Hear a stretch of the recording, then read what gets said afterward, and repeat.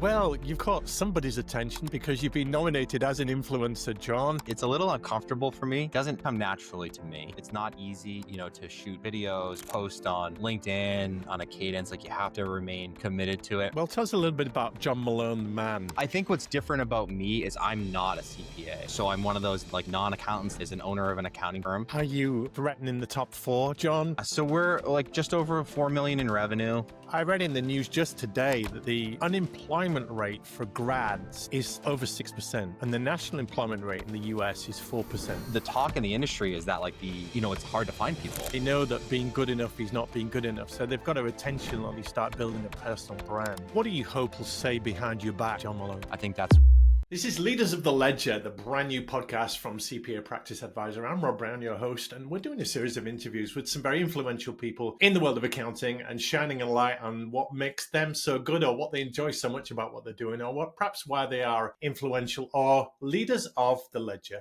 I'm thrilled to have with me today John Malone. Good day, sir. Good day, Rob. Thank you for having me on. Love the approach, love what you're doing, and I'm obviously flattered by the introduction. Hopefully I can provide value to whoever's listening in the audience. Well, you've caught somebody's attention because you've been nominated as an influencer, John. I don't know how intentional you are with your personal brand. You don't seek out fame and glory, do you? I certainly don't. It's something that I think it's a little uncomfortable for me, and I think the frame in which we do it is to really just, build our company, build our brand, share what we're doing for our clients, how we're helping our clients. So it really comes from a place of that. It's certainly not something that I, at a personal level, it's more about, what we're doing as a company and getting our messaging out there and how we can help people. Well, tell us a little bit about John Malone, the man. Yeah. Not pretty ordinary. So I live up in the Boston area. I think what's different about me is I'm not a CPA. Okay. Right. So I'm an attorney. That's my technical background. So I'm one of those like non-accountants that is an owner of an accounting firm. So I think that's probably an interesting angle about me. Can we still brand you as a leader of the ledger then? I guess we could. Yeah, I think so.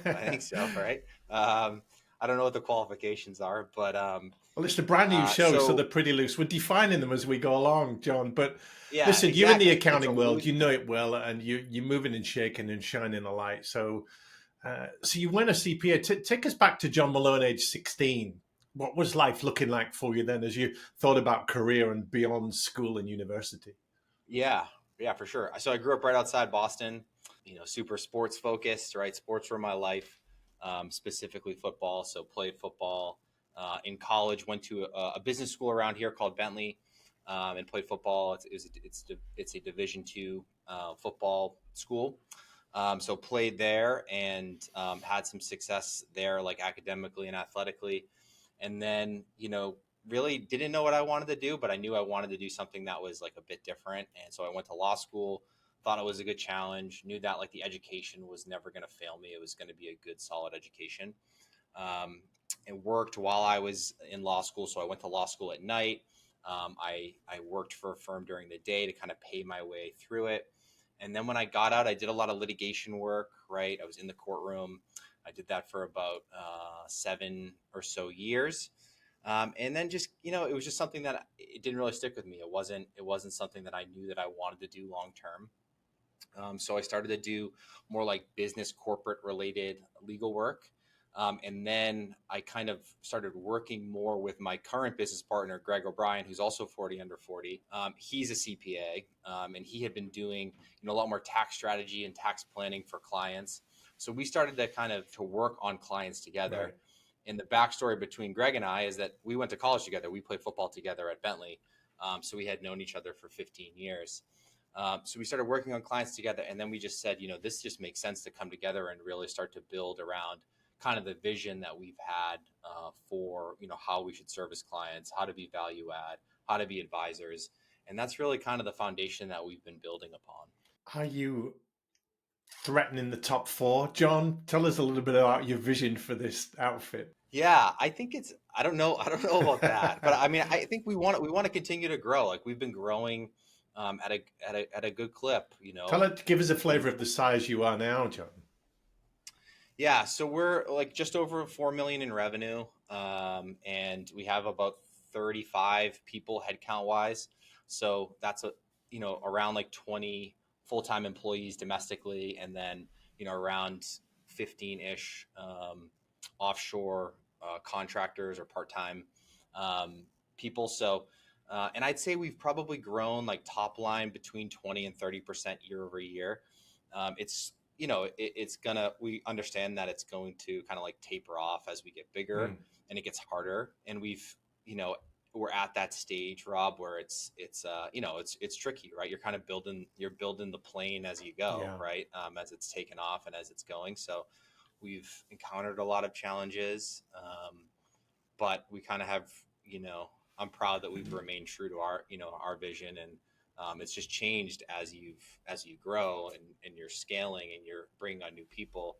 The focus, of course, has to change, right? But it's been great. Well, you're sailing the ship there. Many of the influencers I've spoken to, they are in that situation where they're entrepreneurial, they've started their own thing, but others are employed. They're working for a firm, they're working for the man, however you want to say that. And they're quite happy with that security, that finance, that paycheck, everything else. Accountants and even legal types for that matter are not known for their entrepreneurial thinking and going it on their own, because you're in the business of risk management. You don't take risks, you don't try things like that. So it's unusual. Yeah, yeah, it is, right. And I don't think there's like a right or wrong like approach, right? I mean, it's kind of who you are. I think for me, my mindset has been it skews a little bit more to the entrepreneurial side. And I think, kind of even going through college, and you're kind of molded to be, more of an employee mindset type person, which I think is really good.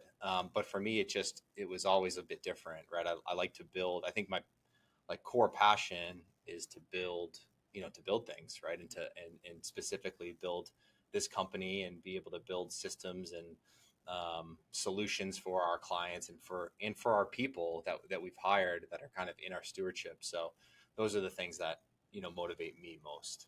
I hear you, because I was a former high school math teacher. I did 8 years. I did 4 in the UK and 4 in Hong Kong at an international school, and knew that I wanted something else. But getting out of an institution like that, or a rigid role like that, because when you go into teaching, you pretty much plan for 40 years. You know what you're doing, you know the environments you're going to be working in. And when you've got any kind of qualification, you tend to be badged like that. So getting out is hard. What would you say is the biggest difference between being employed and effectively being self-employed? I think there's a lot of differences, right? I think if you're kind of sailing the ship, you have to be okay with operating in ambiguity and a little bit of chaos at times. That doesn't And sit that's well with something that's accounting and legal types, though, does it? yeah, right. So like it's not like you go into your day, like you can plan out your day as much as you want to, Yeah.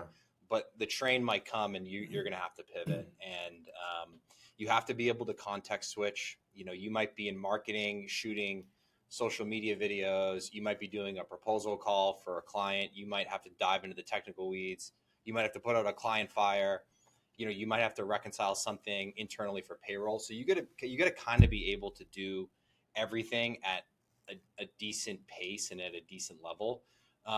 And that's stressful. Like it's hard to do all those things. And you got to be a good delegator, right? That's not an easy thing. Like, that's something that I've learned. It's hard to delegate. It's hard to give clear direction, know when to let go and when to jump in. So those skill sets are certainly things they don't really teach you how to delegate in school, right? They don't teach you how to move from one thing to another, right? They don't teach you how to do these things, and those are things you got to kind of figure out on your own. I'm smiling because there's a lot they don't teach you at school that they should, like They don't teach you much. how to balance a budget and how to read a credit card statement and financial literacy Exactly.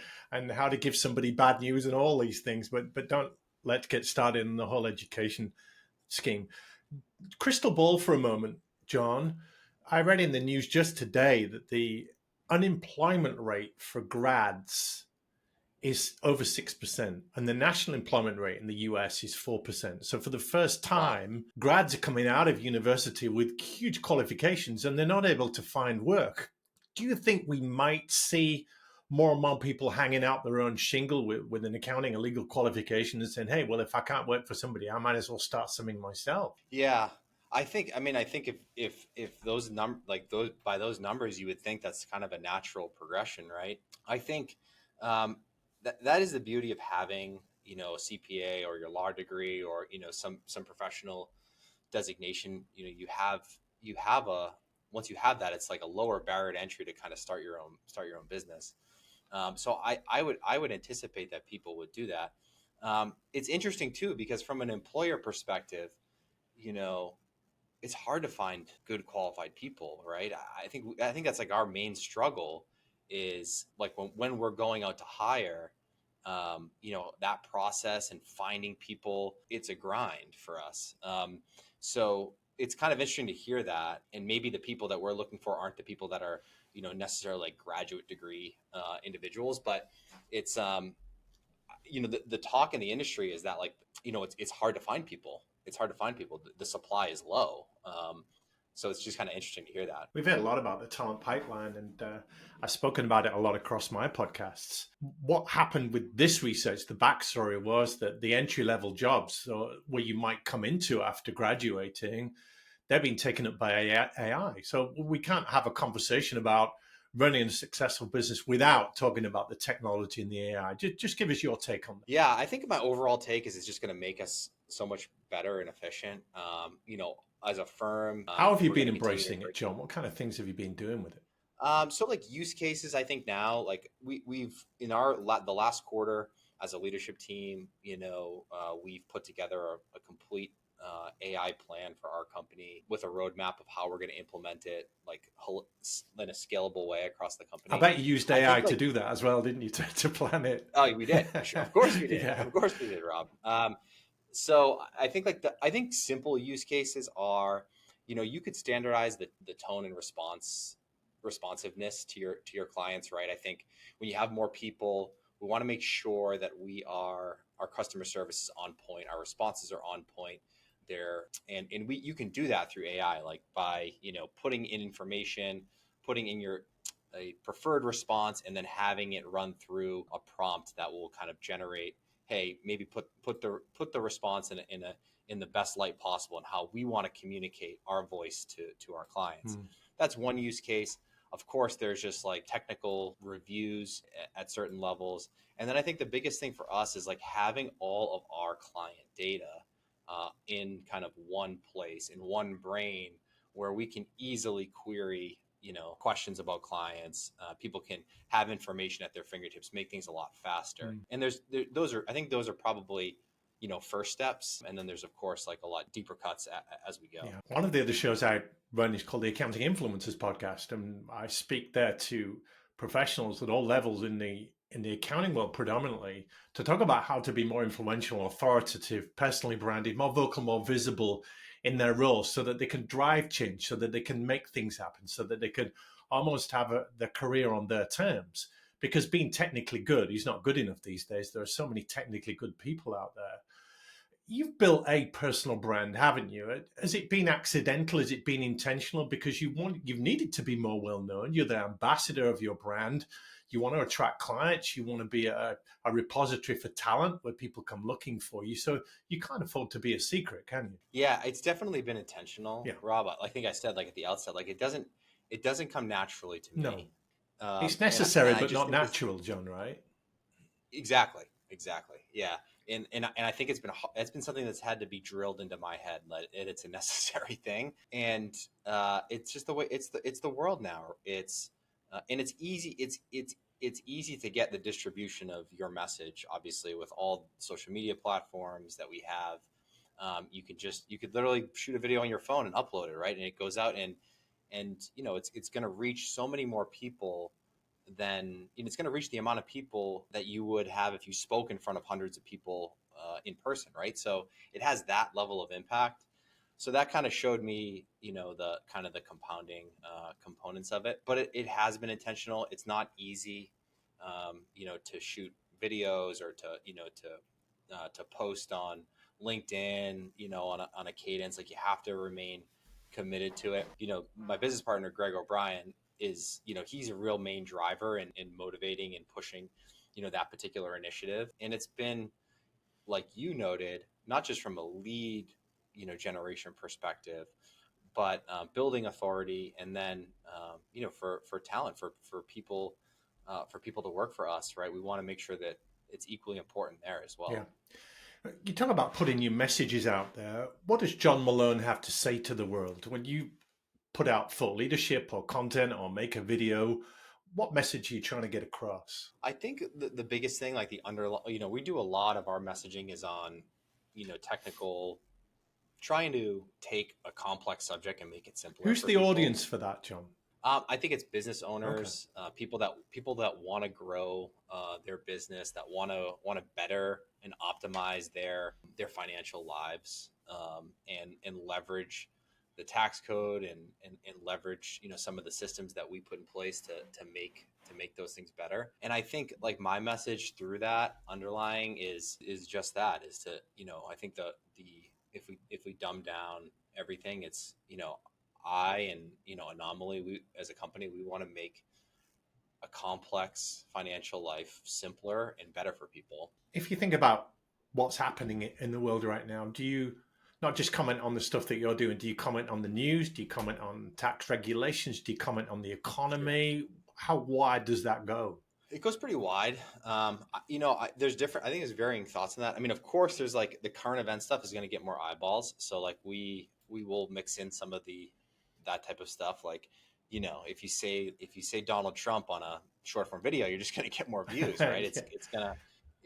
So there's that element, right? That and it's fun. The current event stuff is a little bit more fun, right? You talk about, the NFL, or the sports, or just something that is, people like to hear about. It's easy, and then we'll do, like, obviously now with the new tax bill that just got passed in the United States. There's a lot more.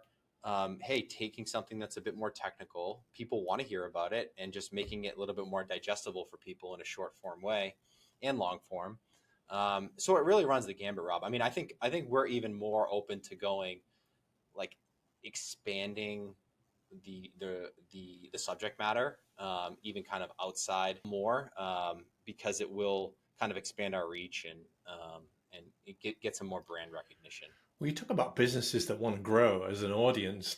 There's millions of them all over the world. So being on social online is all very well, but if I offered you 1 million followers, you wouldn't necessarily take them because you couldn't help them all, or they might be a wrong fit Exactly. for you. So you've got to be intentional with your avatar, maybe geographically, maybe earnings, decision making, but all these kind of things. Do you target it, or do you just put things out there and hope that the right people will see it? I think there's a certain component of us, like, targeting to, our target demographic, psychographic, the people that we want, the businesses that we want. There's definitely a targeting approach, and then there's an approach of just like, hey, let's let our brand be known, and get as many people to know us and what we do in our messaging, because that doesn't hurt either. So it's kind of a multifaceted approach. Is it easier because it's your firm, John? Just thinking of when you work for a firm, there are constraints. There's a more corporate brand you've got to align to. You're not free to say everything you want to say. Perhaps you've got to be under the corporate banner, if you like, and be careful what you say. Yeah, I never really thought of it that way. I mean, I think it is. I would assume that it is, right. It's Yeah. easier, right? Because it's like, I guess, myself, and Greg have kind of, have come together with our leadership team to create our vision, to create, our company voice, and so it's easier for me to really kind of get behind it, because I've been, I'm the creator of it. So I think so, yes, but I also think that, you know the people that we've hired, and the people that are on our team are aligned with it. Like, they're the types of people that, are energized by our vision, and I think that we always encourage them to get out there, and to put themselves, to kind of help build their own platform, and we want to be supportive of that. So I think that there's that element of it too. It sounds like when you were employed, you and Greg, you weren't putting stuff out there. You were focusing, I guess, on climbing up the ladder and serving your clients and being technically good. But once you had that freedom, You were doing your own thing. You had to be out there, but you're more empowered to be out there. Exactly. Yeah. I definitely was not doing it. Like it's really just been, the power, like seeing the power of content over like the last couple of years. Like it's really just been the last couple of years where there's been a more intentional effort Hmm. towards it. Right. And when I was more of an employee, I didn't really understand it. Right. It wasn't a priority for me. Yeah, But I think employee, employer, whatever your capacity is, there is a power of, of kind of love that. building that authority, building that brand. Well, what kind of shape do you feel the accounting profession is in right I think there's a lot of opportunity, right? I'm excited about it. I'm excited about the technological advances. I'm excited about the niche that we're in, like working with small businesses. There's a lot of value add opportunities. I'm excited about non-accountants and even like private equity getting into the space. I think these are all things that show the value of the industry, and that I think they're all things that just need to be embraced so that we can continue to be innovative and can continue to to service our clients the best. So I think for me, like that was one of the biggest things of getting involved is I just bullish on the industry and the opportunity. well, with opportunity comes threat. Of course. What potentially scares you about what's coming up over the next few years? I think I'd be lying if I didn't think that some level of like the technological advances were threatening the downward pressure on pricing, that we're going to see. Certainly Um, downward pressure on compliance. Of Yeah. course, that too, and I think there's how do we compete with that, but how do we leverage it, Mm. right? How do we become more advisors than just kind of doing the blocking and tackling work? How do we just maintain high levels of customer service so we can leverage these tools, become more efficient, but still be the center of our clients' financial universe, Yeah. and how can we be value add? Like how can we continue to add value to our clients? You know, each and every day. I think it's going to change. There's no doubt about it. Like the model is going to change, and we just want to be at the cutting edge of that. A couple more questions, John. This is excellent. Just dipping our toes into your world. I'm going to ask you to finish in a moment with some advice for professionals, employed or self-employed, that want to be more well known for what they do. So keep that in mind. But crystal ball again, what surefire things are definitely going to happen in the next few years? I think that like AI is going to just become more and more entrenched in our industry. I think that's surefire, right? I think you're going to see a lot of tools kind of pop up, and the ones that are well thought out, are well researched, are built well, are going to rise to the top, and there's going to be some ones that fall off. And I think the firms that embrace it and integrate with them, leverage AI to build their own tools. I think those are the ones that are going to do the best, and that are going to continue to be successful. And I think the other thing is, the like I said, like there's going to be a more of a shift towards like advisory work, right, and leveraging these tools kind of for the blocking and tackling, so to speak. Like those things I think are definitely going to happen, and I think we should be excited about it. I think that there's a lot of opportunity in that. Blocking and tackling. We are an international show, but yes, that will. You can tell you're an American footballer. So Yeah. What would be the actual football? I don't know. I don't know. You don't even call it Running, football. kicking, and You passing. call it Yeah, soccer, but we yeah. get the inference.